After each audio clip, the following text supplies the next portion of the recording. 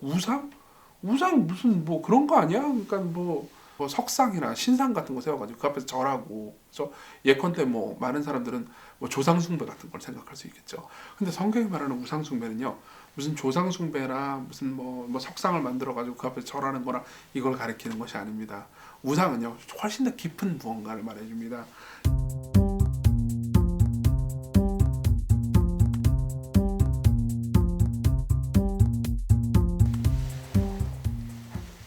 안녕하세요, 시건교회 정규 목사입니다.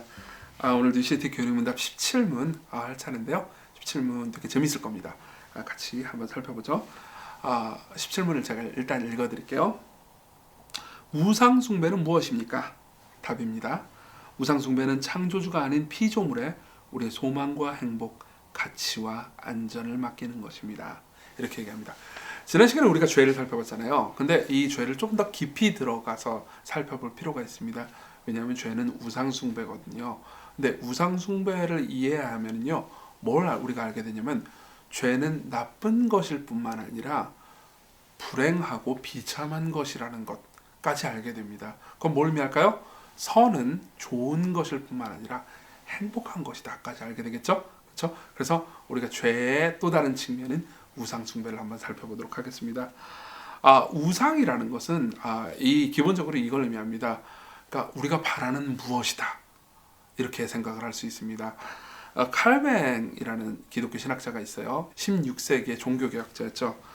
칼뱅이 쓴 기독교 강요에 보면요, 이런 말이 있습니다. 말하자면 우리는 인간의 본성 자체가 영구히 우상을 만들어내는 공장이라는 것을 알 수 있다, 이렇게 말합니다. 우리는 영구히 우상을 만들어내는, 우리의 마음이 우상을 만들어내는 공장이래요. 근데 많은 사람들이 이렇게 생각합니다. 우상?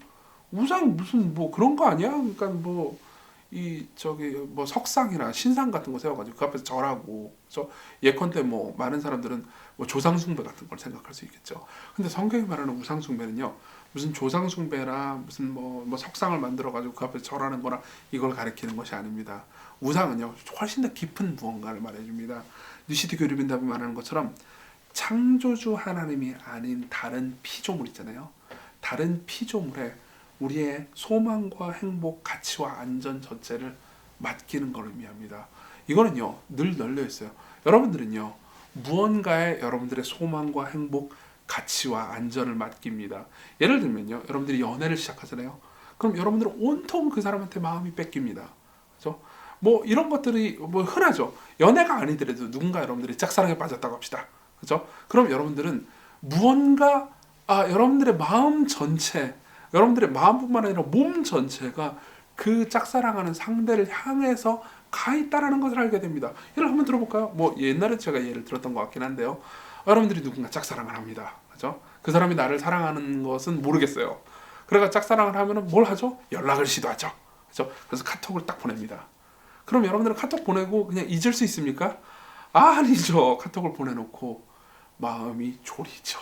그렇죠? 마음을 막 졸입니다. 그렇죠? 그래서 자주 확인합니다. 왜 확인 안 하지? 왜 답장이 안 오지? 그렇죠? 일이 언제 없어지지? 그렇죠? 근데 일이 안 없어져요. 그럼 여러분들의 마음은 어떻게 되죠? 마음이 졸여지고 막 정신이 없습니다. 그리고 더 정신이 없을 때가 있죠. 일이 없어졌는데도 불구하고 답이 없을 때. 그죠? 그럼 여러분들의 마음은 너무너무 불안합니다. 그죠? 근데 그 사람이 답을 합니다. 그죠? 친절하게 답을 해요. 그럼 어떻게 되죠? 우리의 마음은 안식을 찾습니다. 그죠? 생각해 보세요. 여러분들은요, 여러분들이 짝사랑하는 그 대상을 향해서 안식, 가치, 소망, 그리고 여러분들의 이 존재 의미까지 거기에 맡깁니다. 그렇죠? 이런 일들은 흔합니다. 여러분, 저는요 도덕적으로 우월한 사람으로서 나는 우상 숭배를 안 하고 너희들은 우상 숭배를 하니까 너희들은 잘못된 놈들이야, 이렇게 말하는 게 아닙니다. 그렇죠? 저도 자주 그런 죄인이니까요. 심지어요 우상은요 종교가 될 수도 있고요. 그리고 목회자에게는 목회가 될 수도 있습니다. 그렇죠? 제가요 하나님이 아닌 다른 존재, 예를 들면 시광교회에 제 가치와 안전, 소망과 행복 모두를 맡긴다고 합시다. 그럼 어떻게 될까요? 우리 교회가 막 성공하고 잘 된다고 합시다. 그럼 저는 기분이 좋을 겁니다. 그렇죠? 그렇지만 교회가 되게 힘들어지고 어려워지면 어떻게 되겠죠? 제 가치와 안전, 소망과 행복 모두가 싸그리 사라질 거예요. 그렇죠?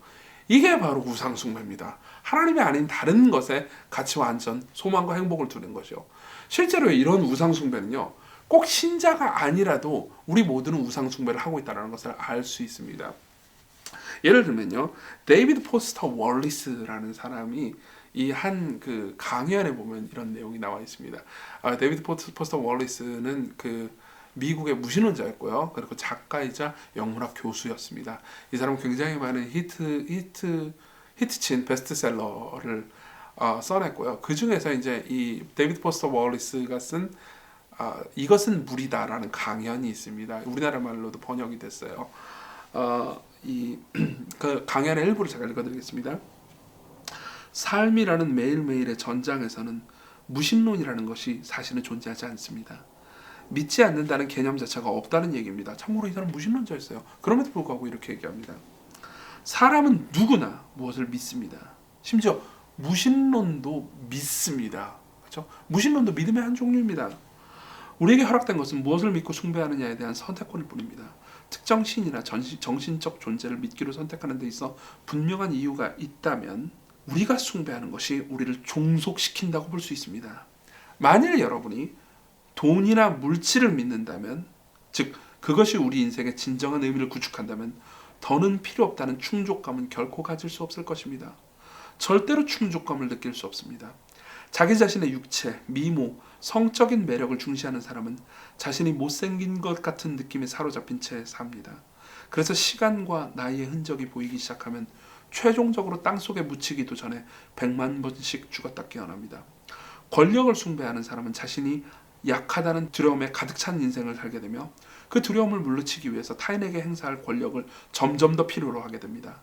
자신의 지성을 믿고 똑똑한 사람으로 보이고 싶어하는 사람은 종국에는 자신이 어리석은 협잡꾼인 것 같은 생각에 사로잡혀 항상 누군가에게 이를 들킬 것만 같은 두려움 속에 살게 됩니다. 일일이 열거하자면 끝이 없습니다. 이런 형태의 예배에서 진정한 위험은 그 자체가 사악하다거나 죄를 짓는 일이기 때문이 아닙니다. 문제는 이런 예배가 무의식적으로 진행된다는 데 있습니다. 무슨 말인지 좀 설명을 해드릴게요. 많은 사람들은 자신의 소망과 가치, 안전과 행복을 무언가에 의지하면서 삽니다. 그렇죠? 여러분들이요, 나는 예뻐, 아름다워, 멋있어, 잘생겼어. 여기에 여러분들의 가치와 의미와 소망을 두잖아요. 그럼 여러분들은요, 점점 여러분들이 늙어갈 때, 여러분들이 뭐 못생겨졌다고 생각할 때, 혹은 사고가 나서 여러분들의 외모가 훼손될 때, 여러분들은 마음이 무너질 겁니다. 왜 그럴까요? 여러분들이 그걸 예배했기 때문입니다. 그렇죠? 여러분들이 여러분들의 지성을 사랑했다면, 여러분들이 여러분들의 뭐 아내나 가족이나 다른 것들을 최고의 가치에 두었다면, 여러분들은 결국 언젠가는 무너질 겁니다. 여러분들은 무언가를 이미 믿고 있습니다. 무언가의 가치와 안전과 행복과 소망을 두고 있습니다. 근데 문제는 이겁니다. 우리는 정말 궁극적으로 행복해지고 싶거든요. 근데 우리의 가치와 안전, 소망과 행복 전체를 다 맡기면서 궁극적으로 행복해지려면요, 여러분들은요, 궁극적으로 완전한 분으로부터 소망과 가치와 안전과 행복을 찾아야 됩니다. 이를 한번 들어보죠. 여러분들이 정말 결혼으로부터 영원한 사랑을 받고 싶잖아요. 그렇죠? 그러면요, 여러분들이 결혼하는 상대방은 변치 않는 존재여야 됩니다. 그렇죠? 여러분들은 사랑을 변하는 사랑을 받고 싶지 않고 변치 않는 사랑을 받고 싶잖아요. 그렇죠? 그러면요, 여러분들은 변치 않는 존재와 결혼해야 됩니다. 그렇지만 여러분들은 변치 않는 존재와 결혼할 수 있습니까? 여러분들 자신도 변하는 존재잖아요. 그렇죠? 사랑은 변합니다. 그렇지 않습니까? 여러분들도 변하지 않는 사랑을 할 자신이 있습니까? 없을 겁니다. 그럼 당연히 여러분들의 배우자가 여러분들에게 변하지 않는 사랑을 해줄 것을 기대하는 것은 오만 아닐까요? 그렇죠? 만일 여러분들이요, 여러분들 안에 있는 행복에 대한 욕구를 완벽하게 채우려면요, 여러분들은 변치 않은 존재로부터 사랑을 받아야 됩니다. 그렇죠? 여러분들은 여러분들의 마음을 다 누군가 알아주기를 원치 않습니까? 그렇죠? 여러분들의 배우자가, 여러분들이 사랑하는 사람이, 가족이, 그렇죠? 여러분들의 친구가 여러분들의 마음을 다 알아주기를 원치 않습니까? 그렇죠? 그렇죠? 근데 그들이 여러분들의 마음을 정말 다 알아줄 수 있을까요? 여러분 생각해 보십시오. 여러분들은 여러분들의 마음을 다 압니까? 그렇지 않을 겁니다. 나조차도 내 마음이 뭘 원하는지 잘 모릅니다. 그러면요, 여러분들의 마음을 진정으로 알아주는 존재가 되려면요, 그 존재는요, 전지해야 됩니다. 그렇죠? 그 존재는 한없이 사랑이 있는 존재며 한없이 변치 않고요. 그죠? 영원히 변치 않고요. 그리고 한없이 다 알고 모든 것이 가능한 존재여야 돼요. 이 존재는 창조주밖에 없습니다. 그렇기 때문에요. 우상 숭배가 아닌 것은요. 창조주 하나님에게 자신의 소망과 행복, 가치와 안전을 두는 행위라고 말할 수 있겠죠. 창조주가 아닌 존재에게 자신의 궁극적인 가치, 존재의 의미, 행복, 소망을 두는 것을 우상숭배라고 말합니다. 여러분 이렇게 들어보면요, 아 우상숭배가 단순히 죄인 정도가 아니고 불행한 거구나 라고 생각하지 않습니까? 그죠? 그래서 이 아우구스티누스라는 4세기 교부 목회자가 있습니다. 그 사람은 뭐라고 말하냐면 이렇게 말합니다. 하나님께서는 우리가 하나님을 향해서 살도록 우리를 지으셨기 때문에, 창조하셨기 때문에 우리가 하나님 안에서 쉬기 전까지 우리는 안식할 수 없나이다. 이렇게 말합니다. 우리가 하나님께 우리의 가치와 행복 그리고 소망과 모든 것을 두지 않잖아요. 그럼 우리는 쉴 수 없을 겁니다. 자, 그러면은 우리가 진짜 섬기는 우상이 무엇인지 우리가 어떻게 발견할 수 있을까요? 발견할 수 있는 여러 가지 이 잣대가 있거든요. 제가 5가지만, 이 5가지 질문을 여러분들이 한번 해보면 좋을 것 같아요. 5가지 질문만 여러분들에게 알려드릴게요. 첫 번째, 여러분들은 아무도 여러분들을 보지 않을 때 무엇을 합니까? 그렇죠? 이게 여러분들의 우상이 무엇인지 가르쳐 줄 겁니다. 딱히 읽을 것도 없고 들을 것도 없고 볼거리도 없고 할 일도 없으며 당신을 보는 사람도 없고 완전한 혼자입니다. 그렇죠? 마음이 완전히 자유로울 때 당신이 가장 자연스럽게 본능적으로 습관적으로 생각하는 존재 혹은 생각하는 대상이 뭐죠? 그게 바로 당신의 우상일 확률이 높습니다. 윌리엄 템플이라는 성직자는 이렇게 얘기한 적이 있습니다. 종교는 당신이 혼자 있을 때 행하는 바로 그것이다. 그렇죠? 그리고 두 번째입니다. 두 번째, 당신이 잃어버릴까 두려워하는 것이 무엇인지 한번 생각해 보십시오. 그죠? 당신이 잃을까봐 두려워하는 것이 곧 당신의 우상입니다. 그죠? 이걸 자세히 한번 생각해 보면 여러분들이 가장 불안해하고 두려워하는 것, 가장 마음을 많이 쓰고 있는 것이 무엇인지 알게 될 겁니다. 그게 바로 당신의 우상이에요. 세 번째입니다. 당신은 당신의 돈을 가장 많이 쓰는 곳이 어딘지 한번 살펴보면 됩니다. 이걸요, 이렇게 생각하면 안 됩니다. 당신이 가지고 있는 돈에서 제일 많이 쓰는 게 어딘지를 통해서 우상을 발견할 수 있는 게 아닙니다. 예를 들면 내가 버는 돈이 되게 조금이에요. 그죠? 그러면 대부분 먹는 데 제일 많이 투자할 수밖에 없습니다. 이거 엔겔지수가 높다고 하죠. 그렇다고 해가지고 꼭 먹는 게 당신의 우상은 아닙니다.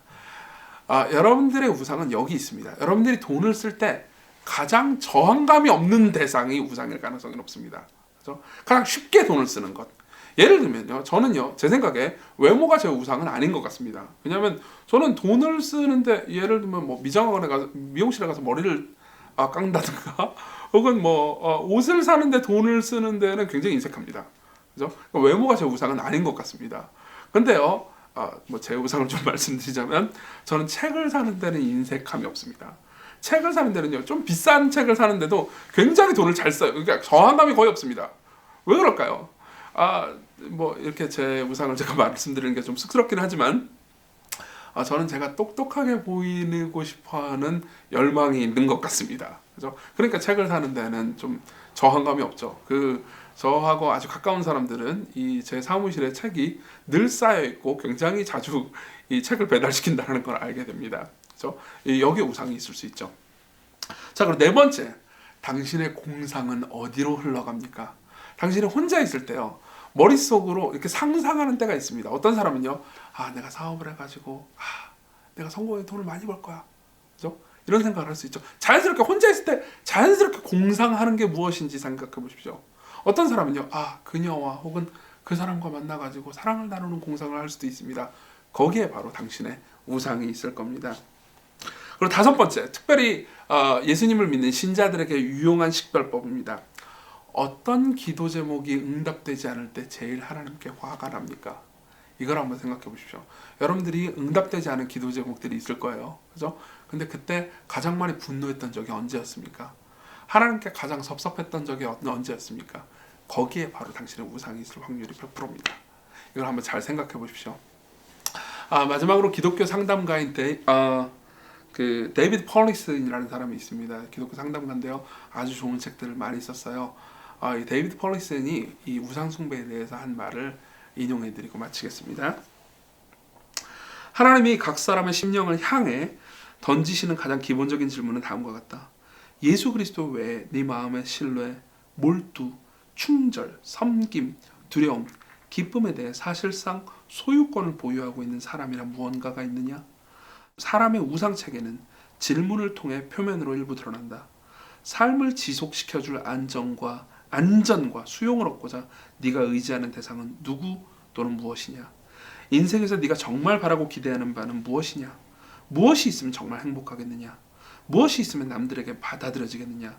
너는 어디서 권력과 성공을 찾고 있느냐? 이런 비슷한 질문을 통해 자신이 하나님을 섬기는지 우상을 섬기는지 구원을 그리스도께 바라는지 거짓 구주에게 바라는지 결국 알아낼 수 있다. 여러분들이 무언가를 통해서 행복하기를 원한다면 그 무언가가 여러분들의 구주입니다. 그렇죠? 여러분 그렇지만 진정 여러분들을 사랑하고 여러분들을 구원할 수 있는 분은 예수님밖에 없습니다. 이분을 섬기십시오. 그때 비로소 여러분들은 정말로 행복해질 수 있습니다. 네, 지금까지 교리문답을 마쳤고요. 다음 시간에 또 찾아뵙겠습니다. 지금까지 시청해주셔서 감사드립니다.